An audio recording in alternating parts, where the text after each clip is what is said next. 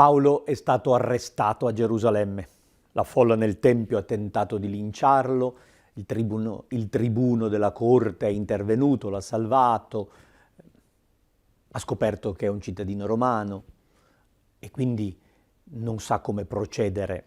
Tenta di farlo giudicare dal Sinedrio, ma abilmente Paolo si difende mettendo i farisei contro i sadducei e i due gruppi litigano. Scoppia un tumulto nel Sinedrio e il tribuno pensa che l'unica cosa sia portare via il prigioniero e pensare altre soluzioni.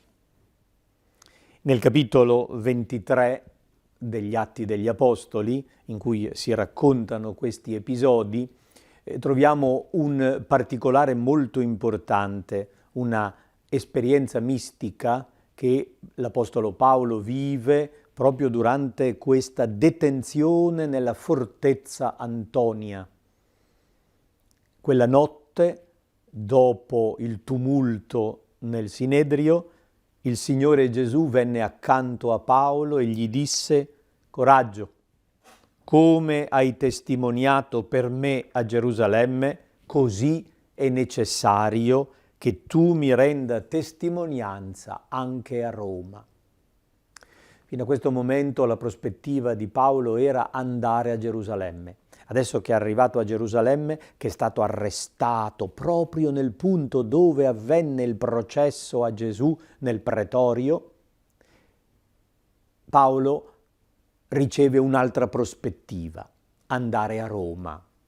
Arrivare a Roma come testimone di Cristo, come suo portavoce credibile, addirittura come martire. In greco il termine testimone è quello che noi chiamiamo martire, o meglio abbiamo dato il senso di martirio, cioè di morte e violenza, a uno che è testimone, che garantisce con la propria vita la fede che professa. Paolo dunque, prigioniero nella fortezza Antonia, ha creato un gran subbuglio a Gerusalemme. I giudei, visto che non riuscivano a organizzare una eliminazione giudiziaria di questo personaggio che odiavano, tentano un'altra strada. Ordiscono una congiura. Fecero voto con giuramento esecratorio di non toccare né cibo né bevanda, sino a che non avessero ucciso Paolo. Erano più di 40 quelli che fecero questa congiura. Sono uomini fanatici, legati a movimenti violenti che si propongono a tutti i costi di far fuori Paolo. Si presentano alle autorità del Sinedrio raccontando la loro intenzione violenta e chiedono di mettere in piano uno stratagemma. Bisognerebbe mandare a chiamare Paolo per un nuovo trasferimento nel Sinedrio e loro si impegnano nel trasferimento del prigioniero ad aggredire i pochi soldati di guardia per uccidere Paolo. Compare un personaggio che Luca, narratore degli Atti, ci fa conoscere ed è altrimenti assolutamente ignoto: il figlio della sorella di Paolo. Quindi veniamo a sapere che aveva una sorella che abitava a Gerusalemme e suo figlio è inserito nell'ambiente giudaico. Viene a conoscenza di questa congiura e tenta di parlare allo zio prigioniero, gli fa conoscere questa problematica e il prigioniero lo manda direttamente dal tribuno perché conosca il complotto ed eviti quindi di esporre il prigioniero ad un'aggressione violenta. Il complotto quindi va in fumo. Il tribuno si fida di quel giovanotto, lo congeda con questa raccomandazione: non dire a nessuno che mi hai dato questa informazione. E tenta un'altra strada. Si rende conto che la presenza di Paolo a Gerusalemme è rischiosa e quindi di nascosto organizza il trasferimento del prigioniero. Cesarea è la sede principale dove risiede l'esercito romano, è la sede del governatore di Giudea. Cesarea Marittima è una città di recente costruzione con il porto sul Mediterraneo ed è la residenza abituale del procuratore di Giudea. Per cui il tribuno di Gerusalemme ritiene che la cosa più sicura sia trasferire il prigioniero a Cesarea. Fece chiamare 2 dei centurioni e disse: preparate 200 soldati per andare a Cesarea, insieme con 60 cavalieri e 200 lancieri. 3 ore dopo il tramonto. Mette in moto un esercito intero per non dare nell'occhio. Un prigioniero da solo non sarebbe scortato da una simile quantità di soldati e cavalieri. Per evitare che in Gerusalemme pensino ad un trasferimento, organizza una manovra militare in grande stile.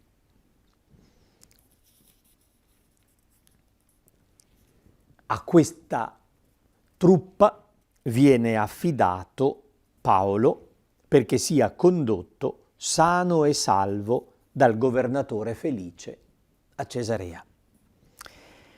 Il tribuno scrisse anche una lettera e Luca dimostra di avere una conoscenza dell'ambiente militare di Gerusalemme perché ci riporta il testo della lettera.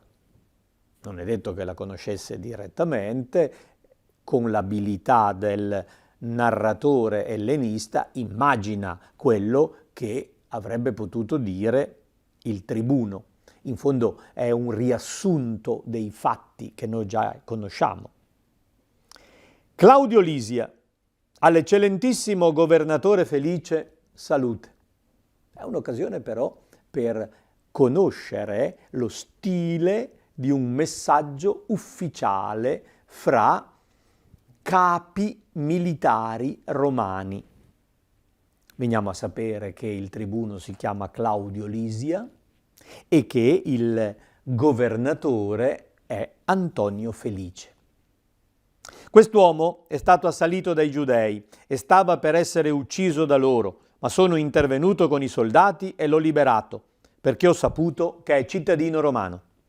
Desideroso di conoscere il motivo per cui lo accusavano, lo condussi nel loro sinedrio. Ho trovato che lo si accusava per questioni relative alla loro legge, ma che in realtà non c'erano a suo carico imputazioni meritevoli di morte o di prigionia.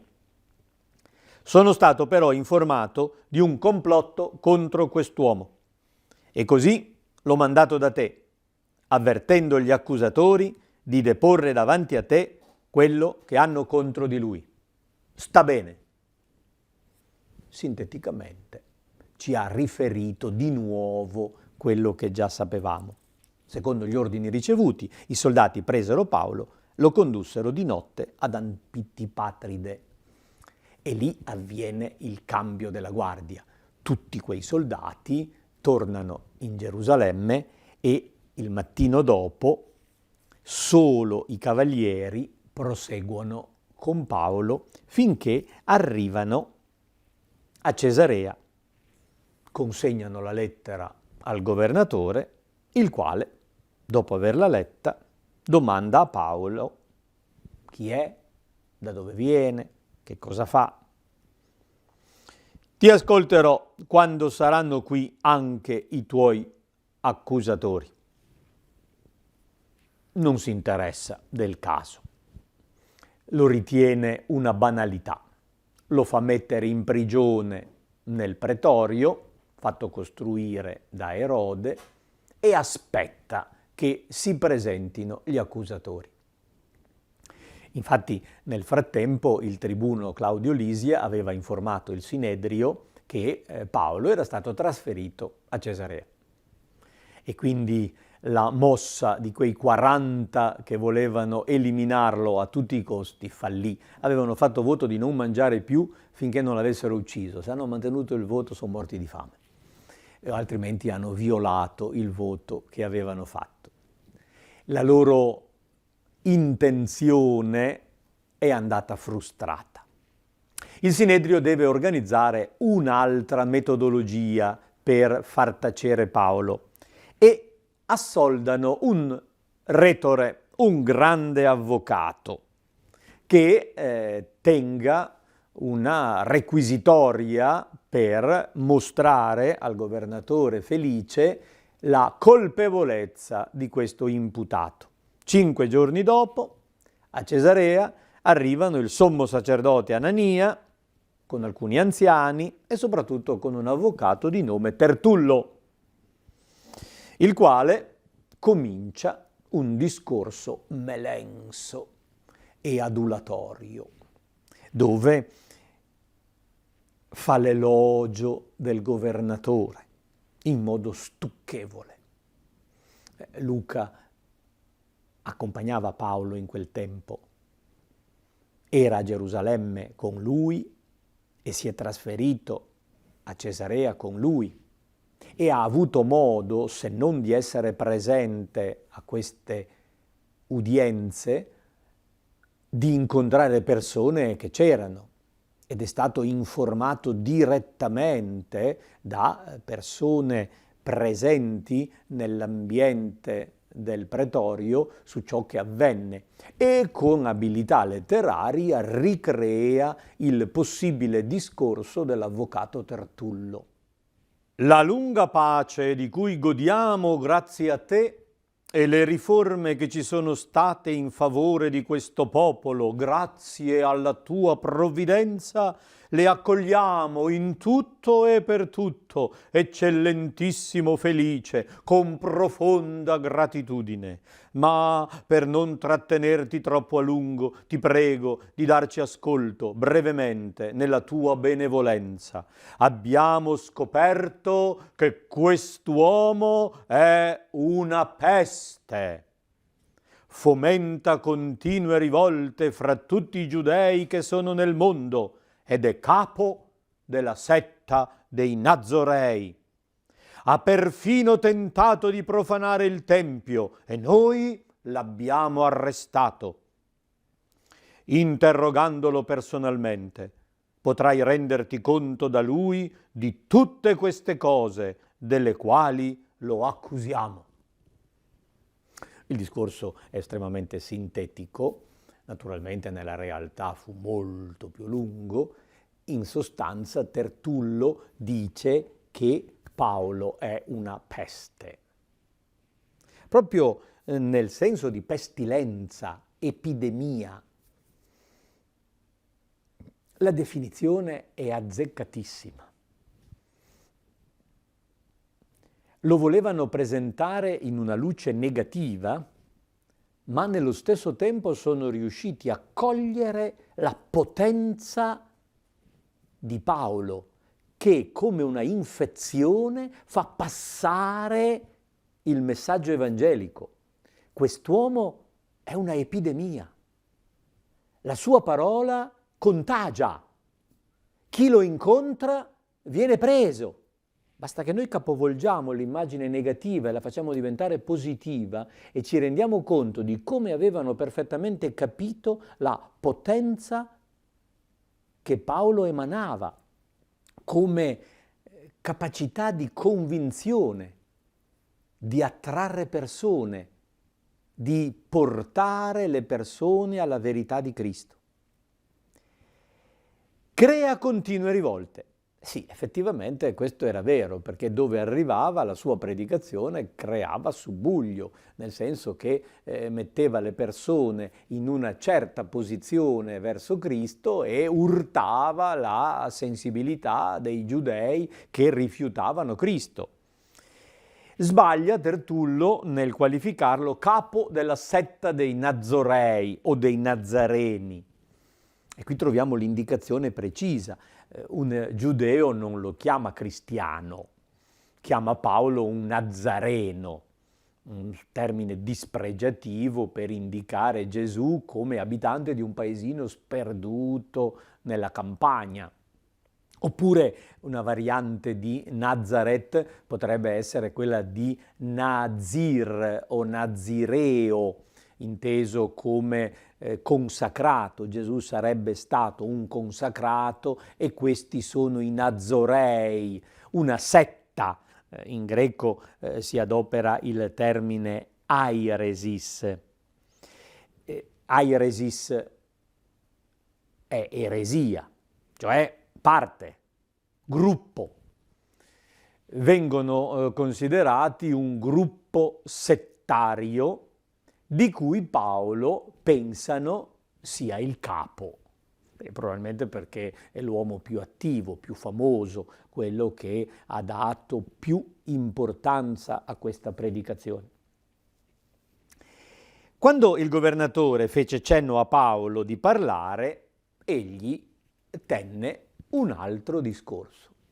E qui il narratore, ancora una volta, ritorna a far parlare Paolo con un discorso apologetico, cioè di autodifesa, in cui l'Apostolo racconta la propria situazione e la racconta in una prospettiva diversa. Non sta parlando semplicemente a dei giudei, sta parlando ad un tribunale romano, perché i giudei sono accusatori, ma il giudice in questo caso è il governatore Antonio Felice, il quale non è interessato a tutti i discorsi della cultura giudaica né della esperienza straordinaria che Paolo fece di Cristo. E quindi l'Apostolo parla un linguaggio giudiziario. So che da molti anni sei giudice di questo popolo e parlo in mia difesa con fiducia. Tu stesso puoi accertare che non sono più di 12 giorni da quando mi sono recato a Gerusalemme per il culto. Essi non mi hanno mai trovato nel Tempio a discutere con qualcuno né a incitare il popolo alla sommossa, né nelle sinagoghe né per la città. Non possono provare nessuna delle cose delle quali mi accusano. Ammetto invece che adoro il Dio dei miei padri, secondo quella strada che loro chiamano setta. Paolo adopera il termine hodos, strada, cammino. È un termine importante che piace molto a Luca, perché fa parte della sua teologia. Il gruppo cristiano è il gruppo della via, quelli della strada. Seguo quella strada che essi chiamano setta, credendo in tutto ciò che è conforme alla legge e sta scritto nei profeti. Quindi sono un giudeo osservante e credente. Per questo mi sforzo di conservare in ogni momento una coscienza irreprensibile davanti a Dio e davanti agli uomini. Ora, dopo molti anni, sono venuto a portare elemosine al mio popolo e a offrire sacrifici. In occasione di questi mi hanno arrestato violentemente nel Tempio, mi hanno accusato in modo calunnoso. A motivo della risurrezione dei morti, io vengo giudicato oggi davanti a voi. In questo caso Paolo si è difeso con argomenti civili, secondo un criterio di un processo. Ha messo in evidenza come non ci siano gli estremi per un'accusa e una condanna. Felice, che era assai bene informato circa quella strada, che è il cristianesimo, li rimandò dicendo: quando verrà il tribuno Lisia, esaminerò il caso. Sospende l'udienza, rimanda gli accusatori e prende tempo. Notate l'atteggiamento di scaricabarile. Il tribuno Lisia manda Paolo dal governatore Felice perché sia lui a giudicarlo. Il governatore Felice dice: aspetto che venga il tribuno Lisia per poterlo giudicare. Paolo viene tenuto sotto custodia, ma gli è concessa una certa libertà, senza impedire a nessuno dei suoi amici di dargli assistenza. Certamente fra questi amici c'è Luca, che ha seguito l'Apostolo a Cesarea e lo aiuta, lo assiste. I due si parlano, le notizie di quello che avviene dentro il pretorio, Luca le sa direttamente da Paolo. Dopo alcuni giorni, Felice arrivò in compagnia della moglie Drusilla, che era giudea. Drusilla è una signora dell'alta aristocrazia, è la sorella di Erode Agrippa II e di sua sorella Berenice. Sono i tre fratelli eredi della dinastia erodiana. Drusilla ha sposato il governatore Antonio Felice, per fare un po' di gossip di quei tempi. Berenice era convivente con il fratello e anni dopo diventerà l'amante di Tito e si trasferirà con lui a Roma. E Tito diventerà imperatore, molto inserito nell'ambiente della aristocrazia giudaica. Dunque Antonio Felice con la moglie Drusilla interroga Paolo e lo ascolta riguardo alla questione per cui è stato arrestato. Quando però Paolo si mette a parlare di giustizia, di continenza, di giudizio futuro, Felice si spaventò e disse: per il momento puoi andare, ti farò chiamare di nuovo quando ne avrò il tempo, adesso mi hai rotto le scatole. Il signor procuratore è un uomo molto pratico, interessato al guadagno e poco alla filosofia, per niente alla religione, soprattutto quando chiede un impegno serio. E Luca a questo punto inserisce una nota dolorosa. Sperava che Paolo gli avrebbe dato del denaro. Per questo abbastanza spesso lo faceva chiamare e conversava con lui. E non se ne faceva niente. Lo tiene in prigione senza mandare avanti il processo, perché sostanzialmente vuole essere pagato. Aspetta di essere corrotto. Se Paolo, che ha tante amicizie, è disposto a pagare, il governatore lo lascia libero. Se non è disposto a pagare, stia a marcire in quella stanza dove è tenuto prigioniero in attesa di giudizio. Non qualche giorno o qualche mese, trascorsero 2 anni, dal 58 al 60. Paolo rimase in attesa di giudizio senza un nulla di fatto. Poi Antonio Felice venne trasferito. Ci fu all'inizio del 60 il cambio della guardia. Arrivò un nuovo governatore, Porcio Festo. Ha un nome più brutto, ma è un uomo più saggio e onesto.